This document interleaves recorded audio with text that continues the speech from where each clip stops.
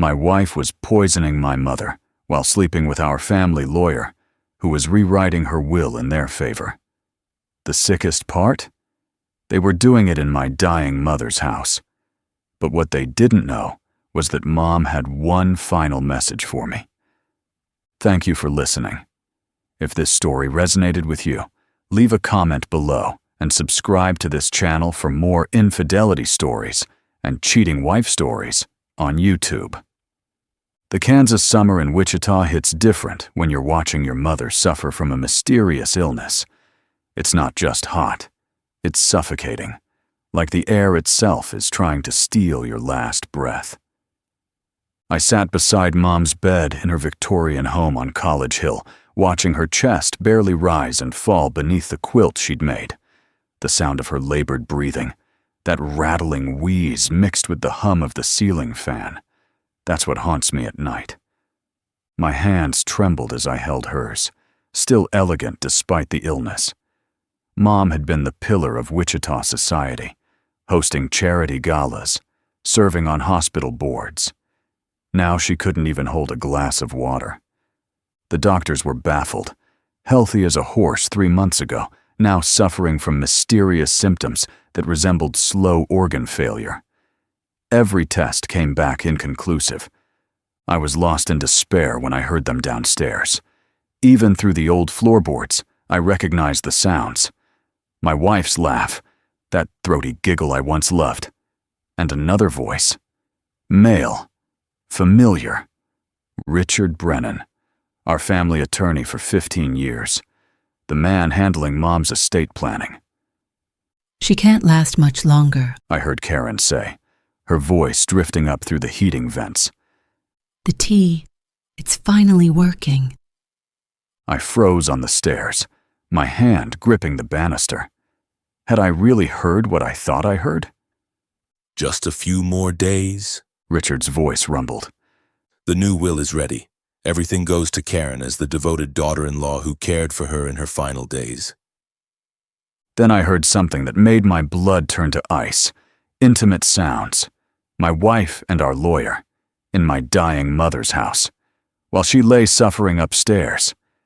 Imagine discovering your spouse is poisoning your mother while having an affair with your trusted lawyer. What would you do? Burst in and confront them? Call 911? I crept back to Mom's room, pulled out my phone, and started recording through the heating vent. Because in Kansas, you need evidence. Rock-solid, undeniable evidence. Tom, My mother whispered suddenly, her eyes fluttering open. Mom, save your strength. no, listen.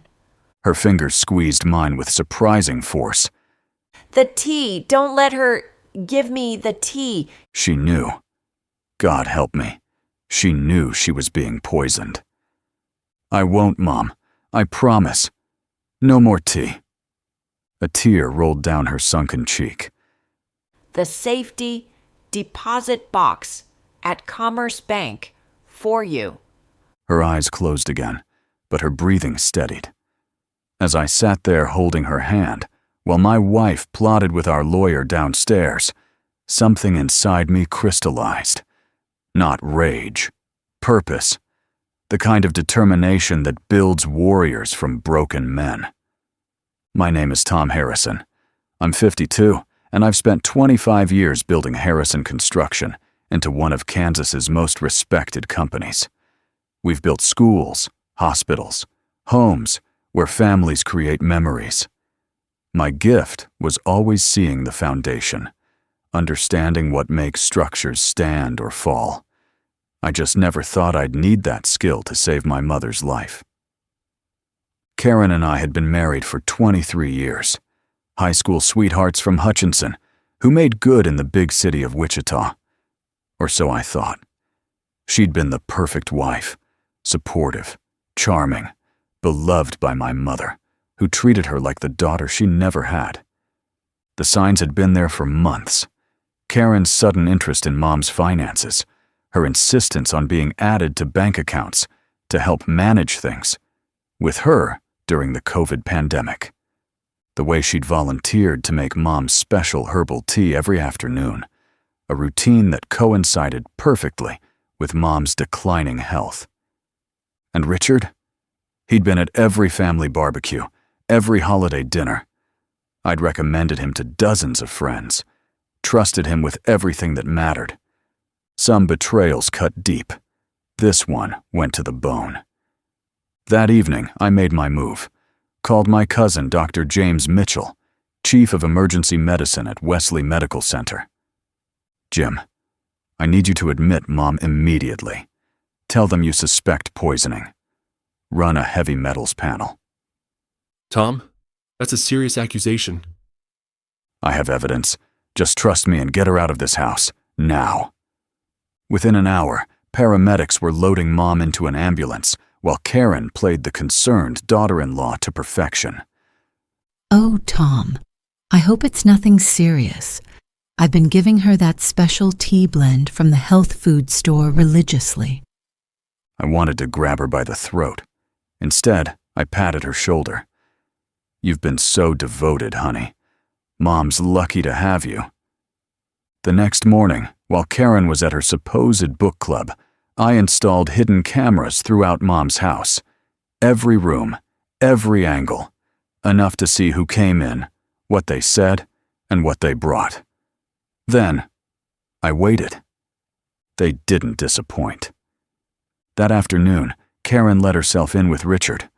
I watched the feed from my truck, my hands white-knuckled on the steering wheel. The old bat's in the hospital. Karen announced, pouring wine from Mom's crystal decanter. They're running tests. We need to move faster. Richard pulled her onto Mom's antique sofa, the one where my father had proposed to her 60 years ago. Relax. I've already filed the will changes, and I have more arsenic if we need it. A higher dose when she comes home should finish things. What happened next on that sofa would make anyone sick. But I kept recording every word, every admission, every violation of my mother's home. Then came the part that shattered what was left of my faith in humanity. The kids are getting suspicious, Karen said, adjusting her clothes. They have been asking questions. Richard said simply. I've been building a case. Fake text messages between Tom and that pretty nurse at the hospital. Make it look like they were having an affair, and he wanted his mother's money to run away with her. I've already created the digital trail. My poor children. Karen sighed dramatically. To discover their father is not only a cheater, but a murderer. They'll need their mother more than ever. Our children. Sarah, 20, a junior at Wichita State.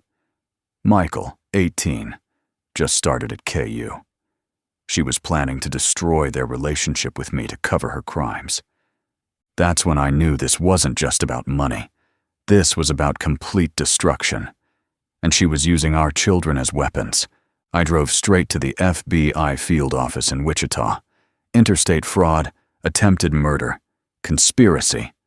This had become bigger than local police could handle. Special Agent Laura Coleman listened to my recordings with a poker face that would make a statue jealous. When they finished, she looked at me with something between sympathy and admiration.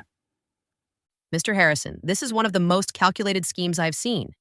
Your restraint in not confronting them possibly saved your mother's life. We'll need you to keep playing along for a few more days while we build the case. Whatever it takes, I said. Just protect my mother and children. The next 3 days were the longest of my life, sitting across from Karen at dinner, watching her text Richard under the table, listening to her fake concern about Mom's condition, dodging her attempts at intimacy that now made my skin crawl. But the worst was when she started poisoning our children's minds. Sarah, honey, I heard her on the phone. I need to tell you something about Dad. I found some messages on his phone. He's been texting that young nurse from Grandma's ward. I think he might be involved in what happened to Grandma. I wanted to grab the phone, to scream the truth. But Agent Coleman had been clear. Any deviation from normal behavior could spook them into destroying evidence. So I waited and documented and protected Mom by ensuring the hospital staff knew no one but immediate family could visit. The tests came back positive. Chronic arsenic poisoning. Not enough to kill quickly, just enough to simulate a slow, natural decline. The perfect murder, if they hadn't gotten greedy and impatient. Thursday morning. 6 a.m. I was drinking coffee when the FBI arrived at our house. Karen came downstairs in her silk robe, playing the confused wife perfectly until they showed her the warrant. Tom, what's happening? Why are these people here? I looked at her, really looked at her for the first time in months. The woman I'd loved, who'd borne my children, who'd shared my life. Now just a stranger wearing a familiar face.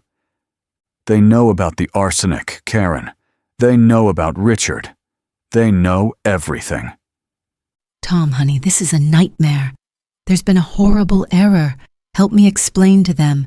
You know I love your mother. The mask finally slipped. For just a moment, I saw the real person underneath. Cold, calculating, utterly without remorse. They arrested Richard at his office. The man who'd written wills for half of Wichita's elite was led out in handcuffs while his secretary wept. But the real vindication came from the evidence in Mom's safety deposit box. She'd known something was wrong months ago, had hired her own private investigator, had documentation of Karen and Richard's affair going back 2 years, photos, financial records showing suspicious transfers, everything, and a letter to me. My dearest Tom, if you're reading this, then my suspicions were correct. I'm not losing my mind. I'm being poisoned. The tea tastes wrong. I feel worse after each cup, but I've pretended to drink it to buy time. I've changed my will through another attorney. Everything goes to you and the grandchildren. Karen gets nothing. The papers are filed with Johnson and Associates in Kansas City. Don't mourn for me. I've lived a good life. Just protect our family's legacy and remember, the foundation of any strong building is truth. All my love, Mom. She'd known. My own mother had outplayed them all. The trial made headlines across Kansas. Wichita woman and lawyer charged in arsenic poisoning plot. Our kids had to see their mother's mugshot on the evening news, had to hear the recordings of her calling them useful idiots who would believe anything with enough tears. Sarah found me in my office the night after Karen's arrest, tears streaming down her face. Dad, I'm so sorry. She made me believe. She showed me those messages. I pulled my daughter into my arms. Those messages were fake, sweetheart, created by Richard to frame me if their plan went sideways. How could Mom do this? How could she try to poison Grandma? I don't know, baby. Sometimes people we love become people we don't recognize. But that's not your fault. You trusted your mother. That's what children are supposed to do. Michael took it harder. He'd always been a mama's boy, and discovering her betrayal shattered something in him. But he channeled that pain into purpose, changed his major to criminal justice, determined to prevent other families from suffering similar betrayals. The best part? Mom survived. The arsenic damaged her kidneys, requiring dialysis 3 times a week. But she lived. Moved in with me after her release from the hospital. Every morning, I make her tea, and we sit on the porch watching the sunrise over the prairie. I'm proud of you. She told me one morning. You could have lost yourself to rage. Instead, you saved our family. You saved us all, Mom. That letter, the investigator. You were playing chess while they played checkers. She smiled. That knowing smile that reminded me why nobody in Wichita ever successfully crossed Eleanor Harrison. Your father always said the best foundation is truth. Lies might hold for a while, but eventually everything built on them collapses. Karen got 15 years for attempted murder and conspiracy.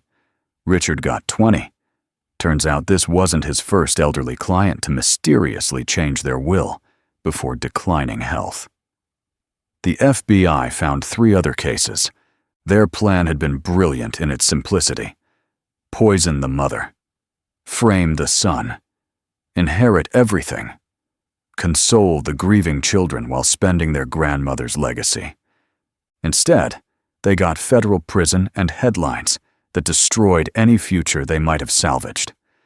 I kept the construction company running, though some days were harder than others. There's something surreal about building homes for happy families, while your own has been shattered by betrayal. But my crews stood by me, my clients trusted me, and slowly, we rebuilt more than just houses. Sarah graduates next year, planning to attend law school.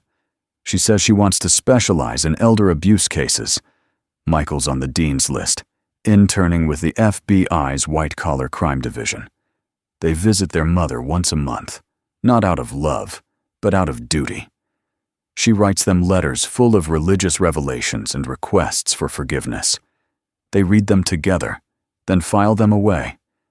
Evidence of a relationship that can never be repaired. Some nights I stand in Mom's garden, looking at the house where Karen and Richard plotted murder while drinking wine. The house where my mother was slowly poisoned by someone she loved like a daughter. But then I hear Mom inside, talking to the grandchildren on FaceTime, laughing at something silly, alive and stubborn as ever. I see my kids growing stronger from surviving betrayal. I feel the satisfaction of knowing that truth, however painful, set us free from a beautifully decorated lie. Betrayal doesn't always come from enemies. Sometimes it comes wrapped in love, served with tea and sympathy, dressed in familiar faces and trusted titles. But foundations built on truth, however cracked, however tested, still stand. My mother survived arsenic poisoning. My children survived their mother's betrayal. I survived the demolition of everything I thought I knew about the woman I married. In Kansas, we have a saying, "There's nothing better than a good foundation." My mother proved that includes the foundation of family, built not on blood or marriage certificates, but on truth, loyalty, and the courage to stand against those who would destroy us from within. Mom still makes her own tea now, and every cup is a small victory worth celebrating. Thank you for listening. Like the video and subscribe for more infidelity stories, cheating wife stories, and inspirational stories about finding the strength to start over.